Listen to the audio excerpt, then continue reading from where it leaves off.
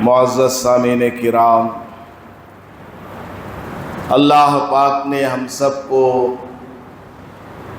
انسان بنایا اور اسلام کی دولت سے مالا مال فرمایا ہے۔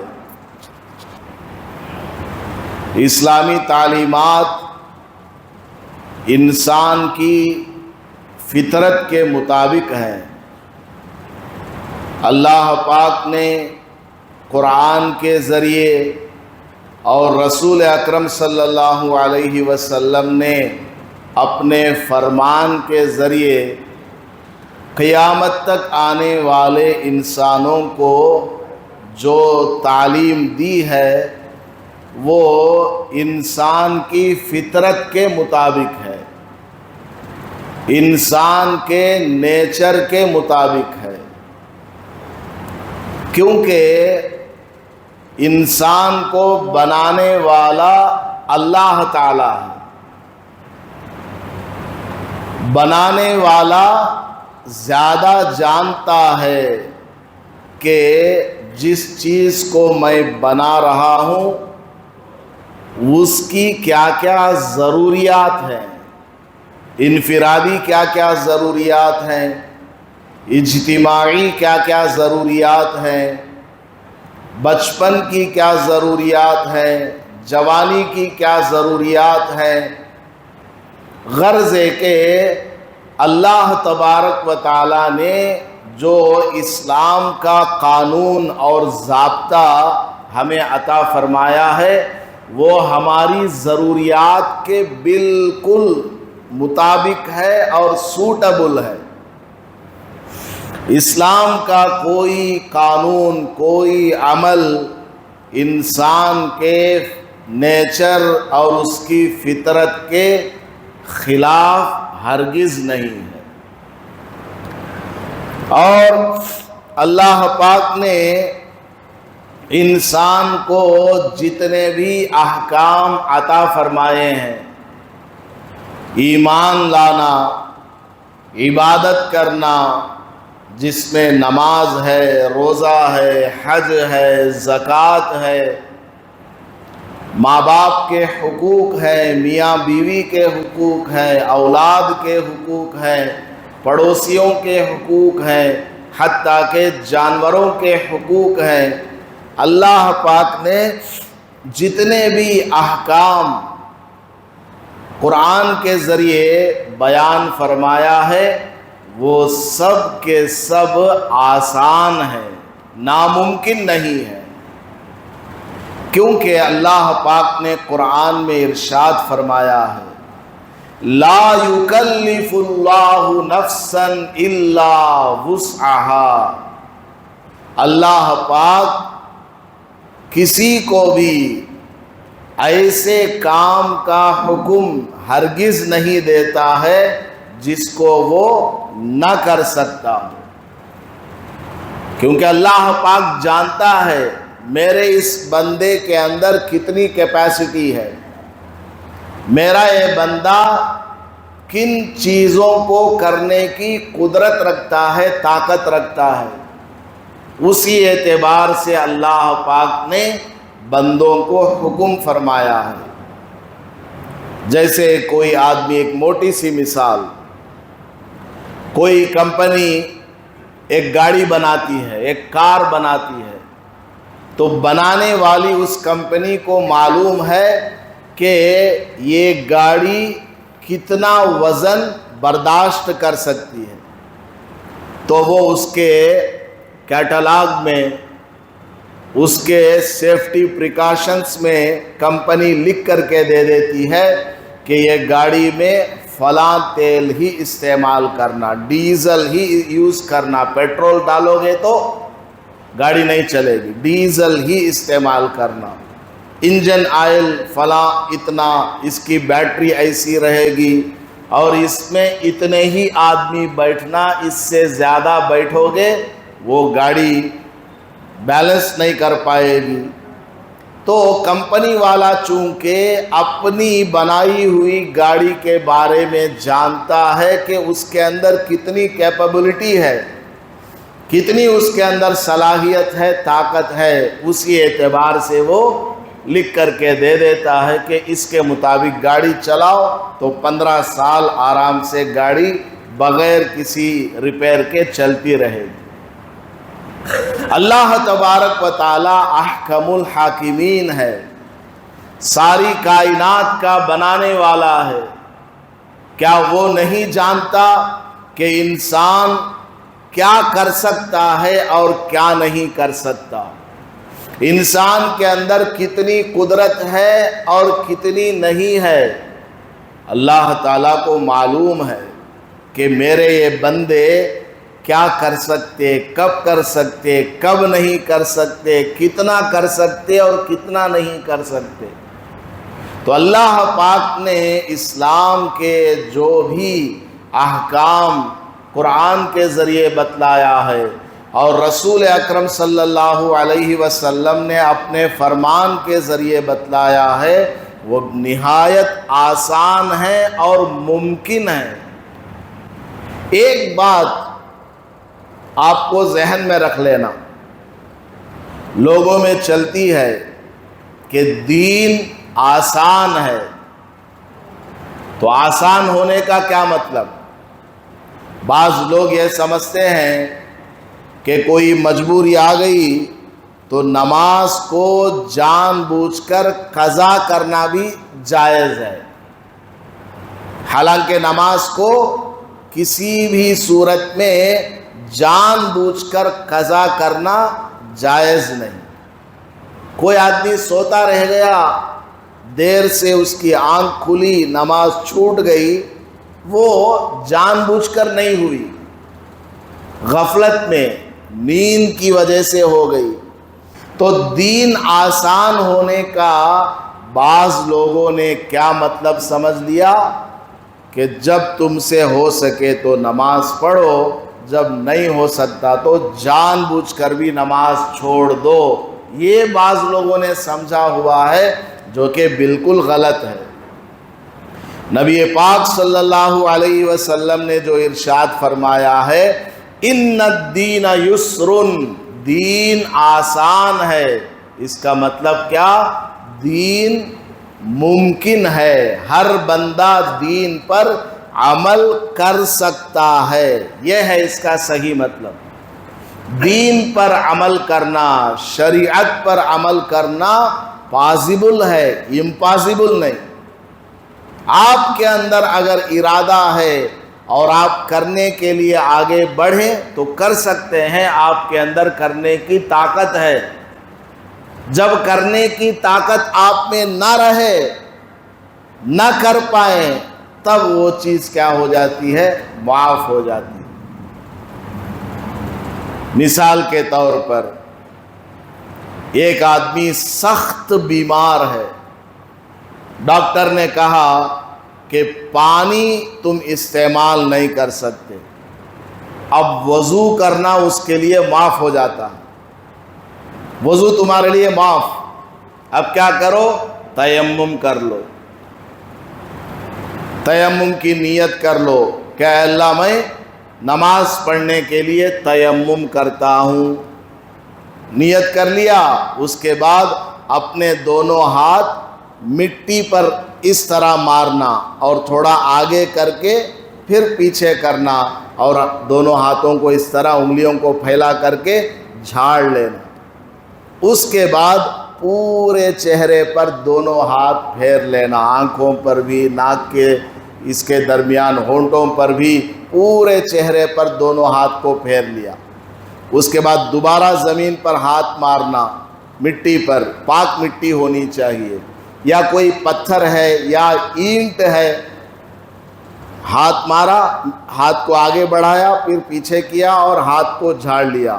اب داہنے ہاتھ کا مسح کرنا، پورا کمپلیٹ سے مسح کر لینا، پھر بائیں ہاتھ کا مسح کر لینا، پورا کوہنیوں کے اوپر تک مسح کر لیا، پھر انگلیوں کے درمیان اچھی طرح خلال بھی کر لینا، ہو گیا آپ کا تیمم۔ پیروں کو کچھ کرنے کی ضرورت نہیں۔ تو سب سے پہلے تیمم کی نیت کر لی کہ اے اللہ میں نماز پڑھنے کے لیے تیمم کرتا ہوں۔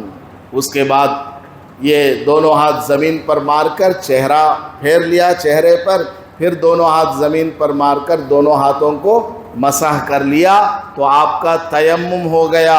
اب آپ فرض نماز بھی پڑھ سکتے ہیں، سنت بھی پڑھ سکتے ہیں، نفل بھی پڑھ سکتے ہیں، قرآن کو بھی ہاتھ لگا سکتے ہیں، جب تک آپ کو پیشاب نہ آ جائے، ہوا نہ نکلے، خون نہ نکلے، سو نہ جائیں، الٹی منہ بھر کر کے نہ ہو جائے، بے ہوش نہ ہو جائیں، تب تک آپ کا یہ تیمم باقی ہے۔ یا اگر آپ کی بیماری ختم ہو گئی، اب آپ پانی استعمال کرنے کی قدرت رکھتے ہیں، اب آپ کا تیمم ٹوٹ گیا، اب اگلی نماز آپ کو پڑھنی ہے تو پانی استعمال کرنا آپ کے لیے ضروری ہے۔ تو دین آسان ہونے کا یہ مطلب ہے، اگر تم یہ کر سکتے ہو، کرنے کی طاقت ہے اس میں تو کرنا ہے اس کو، اگر وہ نہیں کر سکتے تو دوسرا جو آپشن شریعت نے دیا ہے اس پر عمل کرنا۔ تو وضو اگر کوئی آدمی کرنے کی طاقت نہیں رکھتا، بیمار ہو گیا سخت، تو شریعت نے کہا دین آسان ہے، تم کیا کرو، اب تیمم کر کے نماز پڑھو۔ اسی طرح ایک آدمی سفر میں جا رہا ہے، اپنے شہر سے 78 کلومیٹر یا اس سے زیادہ دور کے سفر کے ارادے سے وہ گھر سے نکلا، اپنے شہر کا جو مین گیٹ ہے بالکل باہر کا، اس کو پار کر کے آگے نکل گیا، شہر کی باؤنڈری سے باہر نکل گیا۔ اب راستے بھر میں جو بھی نماز آئے گی، اگر وہ اکیلے پڑھتا ہے تو پھر اس کو نماز کے اندر سہولت دی گئی کہ تم 4 رکعت فرض کی جگہ 2 رکعت پڑھ لو۔ ظہر کی کتنی رکعت ہے؟ 4 رکعت ہے۔ آپ یہاں سے بنگلور جا رہے ہیں، راستے میں رائل کیا ہے، وہ رائل پاڑ ہے، کیا ہے، رائل پاڑ، وہاں پر آپ ظہر کی نماز پڑھ رہے ہیں، اکیلے پڑھ رہے ہیں، تو اب آپ کو کیا کرنا، ظہر کی 2 رکعت فرض نماز پڑھتا ہوں، اللہ اکبر۔ آپ کے لیے سہولت دی گئی سفر میں، آپ بنگلور پہنچ گئے اور بنگلور میں آپ کو 15 دن سے کم وہاں آپ کو رکنا ہے، اور آپ اکیلے نماز پڑھ رہے ہیں اپنے گھر میں، یا مسجد گئے تھے، جماعت ہو گئی تھی، اکیلے آپ نماز پڑھ رہے ہیں، تو ظہر کی نماز، عصر کی نماز اور اسی طرح عشاء کی نماز 4 رکعت والی، اس کو کیا کرنا، 2 ہی پڑھنا ہے۔ اللہ کی طرف سے آپ کے لیے سہولت ہے، اجازت ہے کہ تم 2 ہی رکعت سفر میں پڑھو۔ ہاں اگر آپ وہاں جماعت سے نماز پڑھتے ہیں تو وہاں کے امام 4 رکعت پڑھائیں گے تو آپ کو بھی 4 ہی رکعت پڑھنا، اور سفر میں آپ کے پاس وقت ہے، موقع ہے، سنتیں اور نفل ہے تو وہ پوری پڑھنا۔ ظہر کی 4 رکعت سنت ہے تو 4 ہی پڑھنا، اس میں کنسیشن نہیں۔ فرض نمازوں کے اندر اللہ تعالیٰ نے آرڈر دیا ہے کہ سفر میں تم کو اکیلے نماز پڑھنے پر 4 رکعت والی فرض نماز کو 2 ہی پڑھنا ہے۔ اگر کوئی کہے نہیں میں 4 ہی پڑھتوں تب بھی نہیں ہوتی نماز، 2 ہی پڑھنا ہے۔ تو میں کہہ رہا تھا اللہ پاک نے دین کو آسان بنایا ہے۔ اگر کوئی آدمی کھڑے ہو کر نماز نہیں پڑھ سکتا، اس کو شریعت نے حکم دیا بیٹھ کر کے نماز پڑھو، کرسی پر نہیں، نیچے بیٹھ کر۔ کرسی کا بیان ہو چکا کئی بار کہ جو آدمی نیچے بیٹھنے کی بالکل طاقت نہیں رکھتا، اس کا پیر فولڈ نہیں ہوتا، اس قدر کمزور اور ضعیف ہے، اس کے لیے کرسی ہے، باقی لوگوں کے لیے نہیں ہے۔ بہرحال تو اگر کھڑے ہونے کی طاقت نہیں ہے، وہ اس کے لیے شریعت نے کیا حکم دیا، تم بیٹھ کر کے نماز پڑھو، اور بیٹھ کر بھی پیروں کو اس طرح آلتی پالتی مار کے 4 زانو بیٹھ نہیں سکتے، ایک پیر پھیلا لو، قبلے کی طرف ہی رکھ لو، نماز پڑھو۔ ایک پیر سے نہیں ہوتا، دونوں پیر پھیلانا پڑتا، اس طرح کی کوئی مجبوری ہے دونوں پیر بھی پھیلا کر قبلے کی طرف رکھ کر کے نماز پڑھنے کی اجازت ہے۔ دین کیا ہے؟ آسان ہے۔ اللہ پاک نے اور رسول اکرم صلی اللہ علیہ وسلم نے دین کو انتہائی آسان بنا کر کے دیا ہوا ہے۔ اگر کوئی آدمی بیٹھ کر بھی نماز نہیں پڑھ سکتا، اتنا بیمار ہے، لیٹا ہوا ہے، تو لیٹے لیٹے نماز پڑھ لو، سر مشرق کی طرف رکھ لو، پیر قبلے کی طرف کر لو۔ مجبوری ہے نا، قبلے کی طرف اس کا چہرہ سینہ ہونا ہے، اس لیے پیروں کو قبلے کی طرف رکھ لو اور سر کے نیچے تھوڑا بڑا تکیہ رکھ لو تاکہ تھوڑا سینہ اوپر کو اٹھے، اور اس طرح کر کے نماز پڑھ لو۔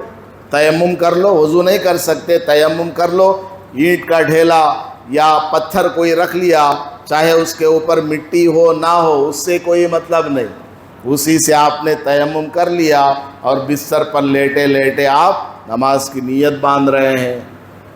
سورہ فاتحہ اگلی سورت پڑھی اور رکوع کے لیے ہاتھ ایسے لمبا کر دیا، تھوڑا جھکا، پھر رکوع سے اٹھنے کا اشارہ کیا، پھر سجدے کے لیے تھوڑا سر اور تھوڑا جھکایا۔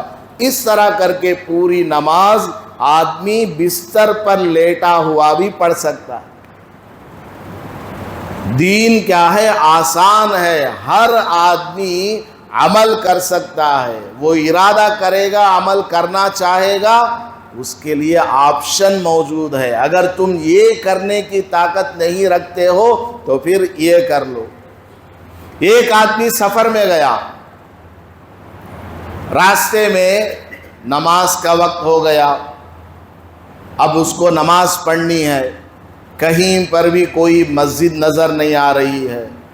اللہ تعالیٰ نے پوری زمین کو نماز پڑھنے کی جگہ بنایا، پوری زمین۔ یہ اس امت مسلمہ کی، امت محمدیہ صلی اللہ علیہ وسلم کی خصوصیت ہے کہ جعلت الارض طہورا، پوری زمین کو اللہ تعالیٰ نے پاک بنایا ہے۔ اگر آپ تیمم کرنا چاہیں، پانی نہیں ہے، مل نہیں رہا ہے، آپ کسی بھی جگہ جہاں گندگی نہ ہو وہاں کی مٹی سے آپ تیمم کر لو اور اسی زمین پر آپ کپڑا بچھا کر نماز پڑھ لو۔ کپڑا بھی نہیں ہے نیچے بچھانے کے لیے، بس مٹی تھوڑا ایسے ویسے صاف کر لیا، نماز پڑھ لو، منع نہیں ہے، جائز ہے، بلکہ ضروری ہے۔ اگر آپ کی نماز قضا ہو جائے گی تو آپ کو وہیں پر نماز پڑھنا ضروری ہے۔ اب آپ کو قبلہ معلوم نہیں، اور ایک مسئلہ، آپ جنگل میں ہیں یا راستے میں آپ نے گاڑی روک دی، اب نماز قضا ہو جائے گی، اب نماز پڑھنا مجھے، آپ کو قبلہ معلوم نہیں، آپ وضو کر کے، اگر پانی نہیں ہے تو تیمم کر کے کھڑے ہو جاؤ، دل سے سوچو، دل سے سوچو کہ قبلہ کدھر ہو سکتا ہے۔ ہم انڈیا کے رہنے والے ہیں تو ایسٹ میں سورج نکلتا ہے، ویسٹ میں کعبۃ اللہ ہے، تو ویسٹ میں قبلہ ہے، تو آدمی سوچے کہ ایسٹ کدھر ہے، ویسٹ کدھر ہے، ویسٹ کی طرف منہ کر کے نماز کی نیت باندھ لو اور نماز پڑھو۔ اگر آپ کے پاس موبائل ہے تو اس میں تو آسانی سے دیکھ سکتے ہیں، اگر وہ کچھ نہیں ہے، بس دل سے سوچو کہ قبلہ ادھر ہو سکتا ہے یا ادھر ہو سکتا ہے یا ادھر ہو سکتا ہے، سوچ کر کے نماز پڑھو۔ اور عجیب بات شریعت کی یہ ہے، ایک آدمی نے سوچا اپنے دماغ سے کہ قبلہ ادھر ہے، یہ سمجھ کر کے نماز کی نیت باندھ لی اور ادھر منہ کر کے اس نے نماز پڑھ لی۔ پوری نماز ہونے کے بعد راستے سے کوئی آدمی وہاں گاؤں والا جانے لگا، اس نے دیکھا تو کہا، حضرت قبلہ ادھر نہیں ہے سو ادھر ہے، سو تمہاری نماز، تمہیں جو نماز پڑھے غلط سمت کی طرف منہ کر کے نماز پڑھے، ڈائریکشن غلط تھا، ادھر ہے قبلہ۔ تو علماء نے لکھا ہے اس نے چونکہ سوچ سمجھ کر کے کہ قبلہ ادھر ہے، اس نے نماز مکمل کر دیا ہے، لہٰذا اس کی نماز ہو گئی۔ فَأَيْنَمَا تُوَلُّوا فَثَمَّ وَجْهُ اللَّهِ، تم جدھر بھی منہ کر کے نماز پڑھو گے اسی طرف اللہ۔ تو سفر کے بارے میں یہ مسئلہ ہے. کہاں تو مکہ مسجد میں ادھر منہ کر لے پڑھ لیں گے, ادھر تو ادھر ہی منہ کرنا ہے. جہاں آپ کو معلوم نہ ہو, پتہ نہ ہو, سفر میں ہو, کوئی بتانے والا نہ ہو, تب آپ کو سوچنا ہے قبلہ کدھر ہے, اس طرف آپ نے منہ کر کے نماز پڑھنا ہے. پوری نماز آپ نے پڑھ لی, بعد میں معلوم ہوا کہ آپ نے غلط جگہ منہ کیا ہے, تب بھی آپ کی نماز ہو گئی. تو دین کیا ہے؟ آسان ہے. اللہ تبارک و تعالیٰ نے ہمیں پوری زندگی کھلایا ہے. خوب کھاؤ پیو, کلو واشربو, خوب کھاؤ پیو. سال میں ایک مرتبہ میرے لیے 30 دن کے روزے رکھو بس. سال میں ایک بار کہا, پورے سال نہیں کہا. اور سال میں ایک مرتبہ جو 30 روزے رکھو گے اس میں بھی اجازت دی گئی ہے صبح میں خوب کھاؤ, چاہے ہاف پلیٹ کھاؤ, فل پلیٹ کھاؤ, حلق تک کھاؤ, تمہاری مرضی. سحری کرنے کی اجازت دی, خوب کھاؤ. اور افطار کے وقت میں بھی کھانے کی اجازت دی. دونوں ٹائم آدمی کو کھانے کی اجازت دی ہے. آج بھی بہت سارے لوگ ایسے ہیں جو دن میں صرف 2 مرتبہ کھاتے ہیں, دوپہر کا کھانا نہیں کھاتے. صبح میں ایک بار کھا لیتے ہیں, اتنا کھا لیتے ہیں کہ شام تک بیٹری چارجنگ میں رہتی ہے, کام کاج سب کر لیتا ہے, دوپہر کا نہیں کھاتا اور شام میں کھاتا ہے. کچھ لوگ ایسے بیمار ہوتے ہیں کہ وہ بھوک نہیں لگتی, کھاتے ہی نہیں دوپہر میں. تو اللہ تبارک و تعالیٰ نے دیکھیے کتنا آسان بنایا ہے کہ سال میں صرف 1 مرتبہ روزہ رکھنے کا حکم دیا, 1 مہینے کا, اور اس میں بھی صبح میں اور شام میں کھانے کی اجازت دے دی. خوب کھاؤ, صبح میں بھی کھاؤ, شام میں بھی کھاؤ, بس دن میں صبح صادق سے غروب آفتاب تک تم کو نہیں کھانا ہے. بس باقی سارے کام کر سکتے ہو, آفس جانا, کمپنی جانا, دکان پر بیٹھنا, لوگوں سے بات چیت کرنا, سب کی اجازت دی. اور اسی طرح اللہ نے اپنے دیے ہوئے مال میں سے 2.5% زکوٰۃ مانگا, اور وہ بھی یہ نہیں کہا کہ تم وہ جو زکوٰۃ نکالو گے وہ لا کر کے دریا میں ڈال دو, اس میں آگ لگا دو. نہیں, یہ کہا کہ تم اپنے ہی رشتہ داروں میں جو غریب ہے ان کو دے دو میرے نام پر. سال میں 1 مرتبہ آپ کے پاس جتنا بھی پیسہ ہے اس میں سے 97.5% اپنے پاس رکھ لو, صرف 2.5% حساب لگا کر کے دے دو. کتنا کم اللہ نے مانگا ہے, حالانکہ ٹوٹل اللہ کا دیا ہوا, پورا پیسہ اللہ کا دیا ہوا. یہ جو ہم کام کرتے ہیں, کام کرنے کے لیے جو دماغ ہے, ہاتھ پیر ہے, جو ٹیلنٹ ہمارے اندر ہے, دیکھنے کی صلاحیت, بولنے کی صلاحیت, پکڑنے کی صلاحیت, کیا کیسے کرنا کیسے نہیں کرنا, یہ سب اللہ کا دیا ہوا. اس کو استعمال کر کے ہم مال کماتے ہیں. آپ کی دکان کے پاس کسٹمر کو اللہ بھیجتا ہے, اس کے دل میں اللہ تعالیٰ بات ڈالتا کہ فلاں دکان سے خرید, فلاں سے مت خرید, فلاں کے پاس جا کر اتنے لاکھ کا مال لے, فلاں کے پاس جا کر کے بیچ دے. تو اللہ کا دیا ہوا مال ہے, اس میں سے بھی سال میں 1 مرتبہ 2.5% اللہ تعالیٰ زکوٰۃ دینے کو بولتا ہے. کتنا آسان ہے دین. اور نکاح کو لے لیجئے, نکاح کو اللہ نے کتنا آسان بنایا. نکاح کے لیے کیا چاہیے؟ النکاح ینعقد بالایجاب والقبول بحضور شاہدین عادلین مسلمین.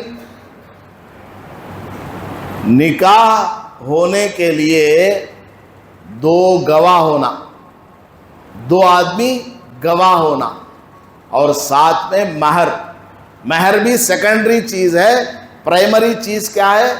2 مسلمان گواہ ہونا, 2 مرد ہونا. اگر 2 مرد نہیں ہے تو 1 مرد اور 2 عورتیں ہونا مسلمان. وہ اگر موجود ہے, اور لڑکا ہے لڑکی ہے, ان کا نکاح پڑھایا جا سکتا ہے. باقی منگنی کی دعوت، کارڈ پرنٹ کرنا، 2000 آدمیوں کو فون کر کے دعوت دینا، شادی محل، اس میں کھانا اتنے بنانا، شکرانہ، صبح کا ناشتہ، دوپہر کا کھانا، پھول کے ہارا، گلے کے گولڈ میڈلا، یہ سب کیا بھی نکاح میں ضرورت نہیں. یہ تو ہم لوگوں نے اپنے اوپر بوجھ بنا لیا. ہمیں ہنسی آ رہی ہے، لیکن جو دنیا میں ہو رہا ہے اس کو آپ سنیں گے تو خون کے آنسو رونے پڑیں گے.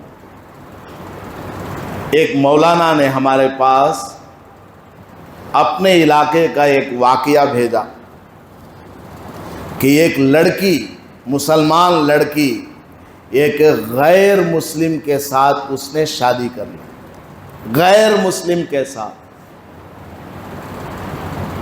اس لڑکی کو بات کرنے کے لیے وہ مولانا اور ان کے ساتھ میں کچھ مسجد کے ذمہ دار گئے، 1-2. تو اس لڑکی کے گھر پر جب پہنچے، لڑکی نے دروازہ بند کر دیا، منع کر دیا آنے سے.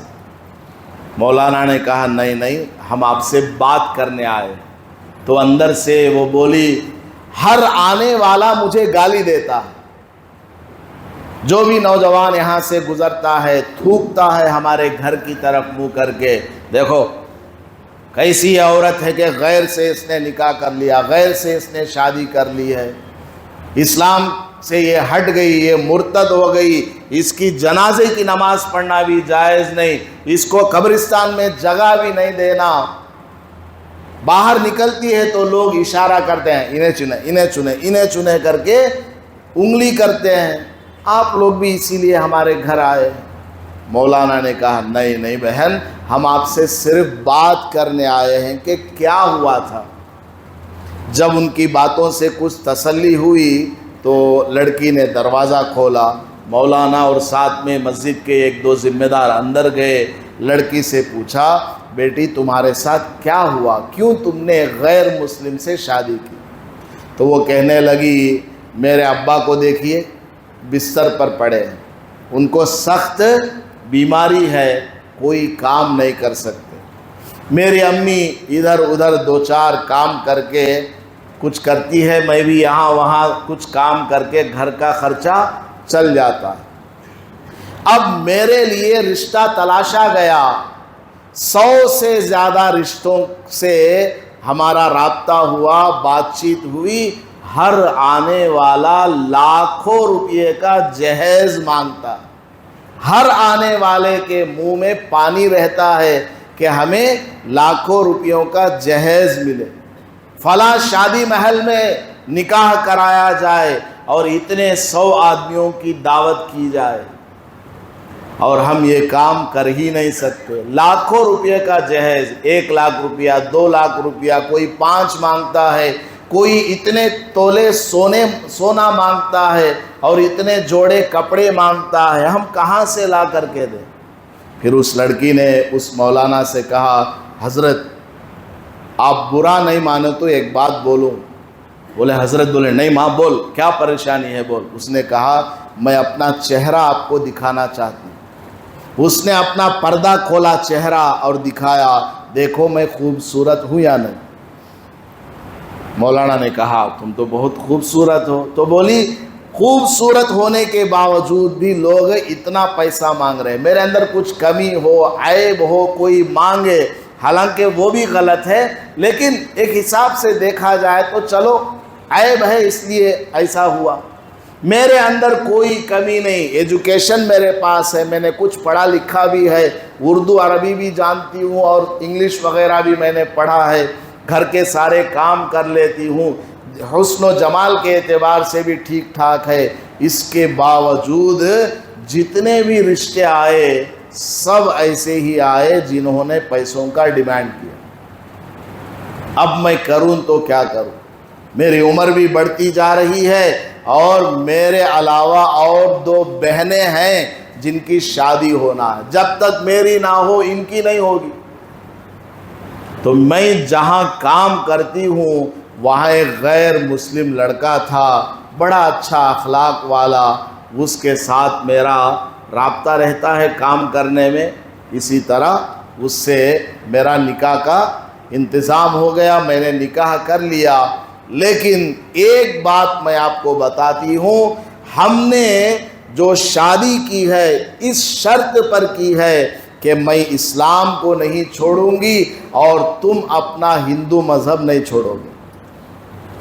اور سارے آنے جانے والے ہمیں گالیاں دے رہے ہیں کہ ہم نے اسلام کو چھوڑ دیا، حالانکہ ہم نے یہ شرط لگائی ہے کہ میں اسلام کو نہیں چھوڑتی اور تم اپنے مذہب پر رہو، ہم دونوں میاں بیوی۔ حالانکہ اس طرح سے نکاح نہیں ہوتا، دونوں کا مسلمان ہونا ضروری ہے، لیکن جو واقعہ ہوا وہ بیان کر رہی ہے۔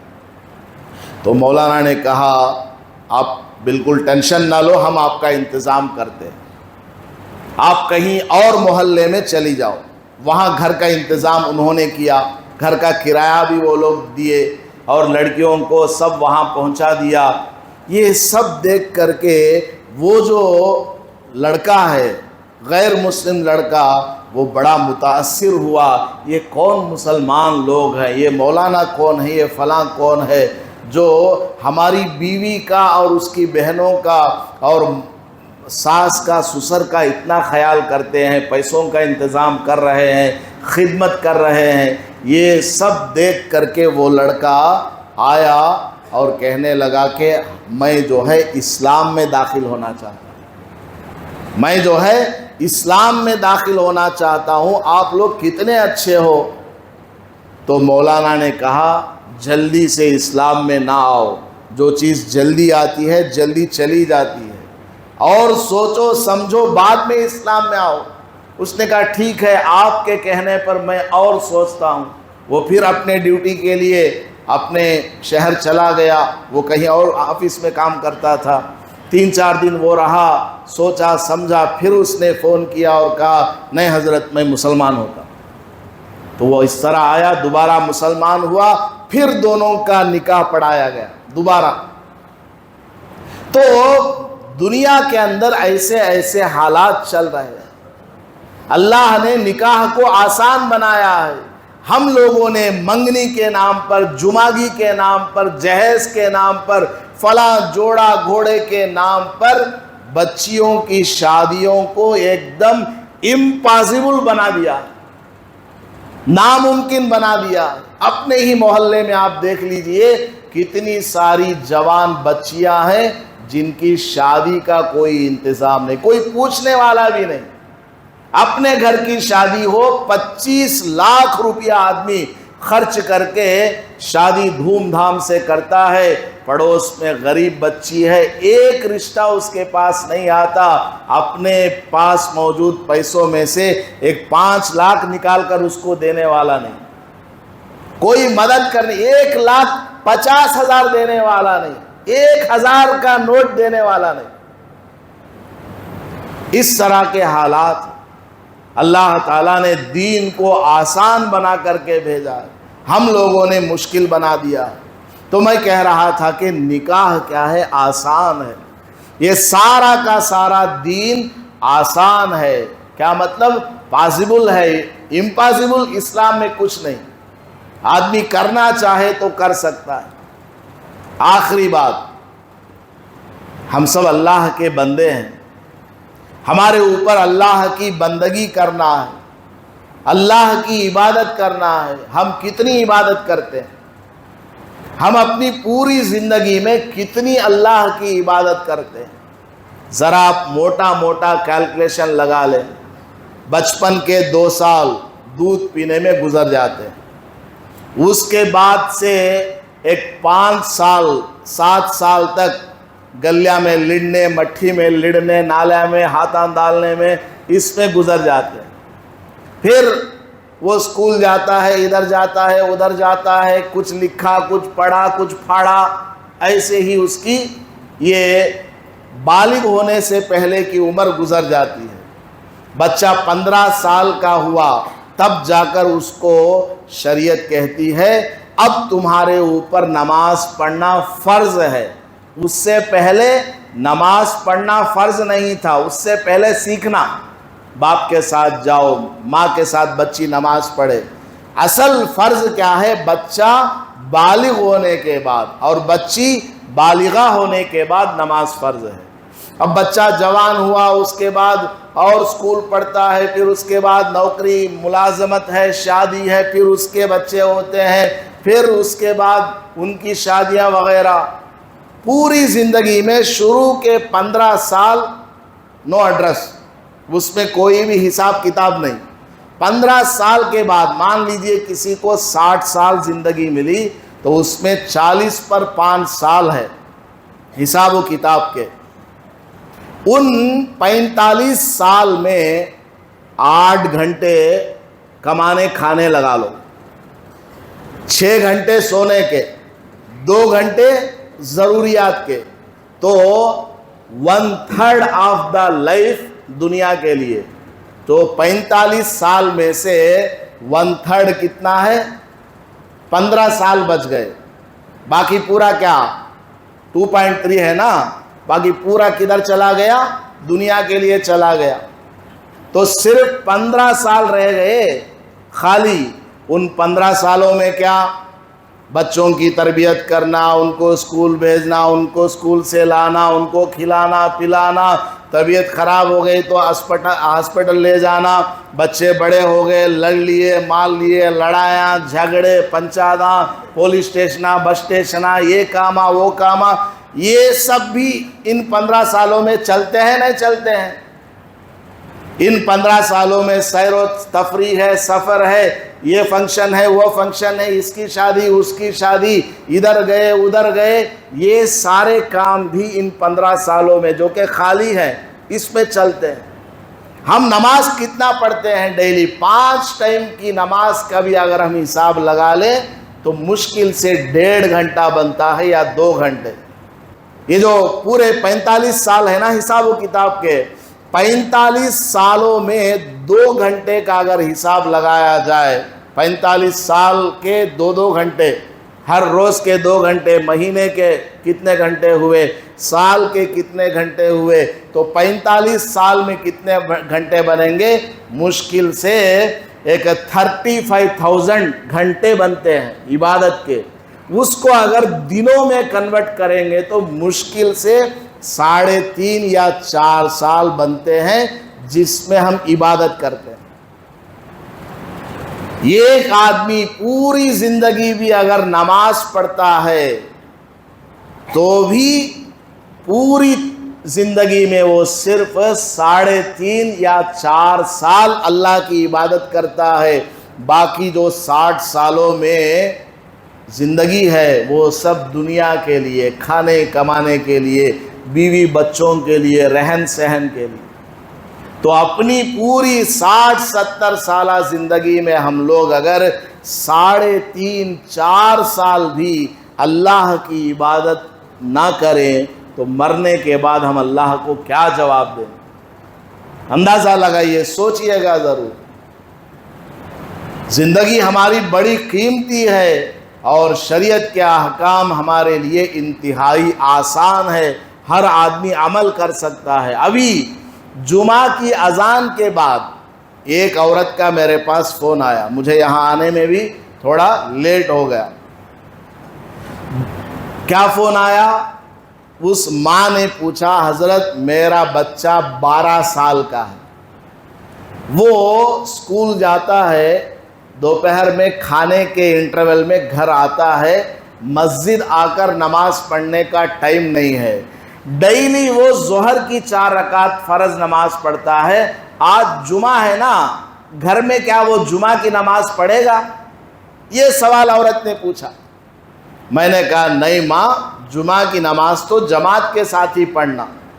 اب وہ بچہ تو مسجد میں آ نہیں سکتا، ٹائم نہیں اس کے پاس، تو جمعہ کے دن بھی وہ بچہ اپنے گھر میں ظہر کی 4 رکعت فرض پڑھے گا، جمعہ کی نماز نہیں ہوتی۔ خیر، اس عورت سے وہ بات چیت ختم ہو گئی۔ میں آپ کو کیا بتا رہا ہوں، وہ ماں کو دیکھیے اپنے بچے کی نماز کے بارے میں کتنی فکر ہے۔ کہ بچہ اسکول کو جا کر آتا ہے، کھانے کے انٹرول میں بھی وہ بچہ نماز پڑھ کر کے جاتا ہے، ماں اس کو تربیت دے رہی ہے کہ بیٹا تم نماز پڑھ لو اور کھانا کھا کر کے چلے جاؤ۔ تو آدمی اگر عمل کرنا چاہے، کالج کے اندر بھی نماز پڑھ سکتا ہے، آفس کے اندر بھی نماز پڑھ سکتا ہے، ڈیوٹی میں رہتے ہوئے بھی نماز پڑھ سکتا ہے۔ اللہ تعالی ہم سب کو عمل کی توفیق عطا فرمائے۔ ہم ارادہ کریں گے اللہ کی طرف سے آسانی پیدا ہوگی، ہمارے اندر ارادہ نہیں ہوگا، کہاں ہوتا لے بھائی آفس میں نماز پڑھ سکتے ہیں، اس طرح اگر آدمی نیگلیکٹ کرے گا اللہ بھی کہے گا تیری نماز کی مجھے کوئی ضرورت نہیں، چل ہٹ یہاں سے۔ رکشہ والا پھٹے پرانے کپڑے میں پلیٹ فارم میں نماز پڑھتا ہے، وہ نماز مجھے چاہیے۔ تو 2 لاکھ روپیہ ماہانہ کماتا ہے، 10,000 روپیہ کا کپڑا پہنتا ہے، تیری نماز کی مجھے کوئی ضرورت نہیں، تو توجہ ہی نہیں دیتا نماز کی طرف، نیگلیکٹ کرتا۔ تو اللہ تعالی ہماری نیتوں کو دیکھتا ہے، نیت کریں گے، ارادہ کریں گے، عمل کے لیے آگے بڑھیں گے، اللہ کی طرف سے مدد آتی ہے، نصرت آتی ہے، آسانیاں پیدا ہو جاتی ہیں، راستے کھل جاتے ہیں۔ اللہ پاک ہم سب کو عمل کی توفیق عطا فرمائے، آمین۔ وآخر دعوانا الحمدللہ رب العالمین۔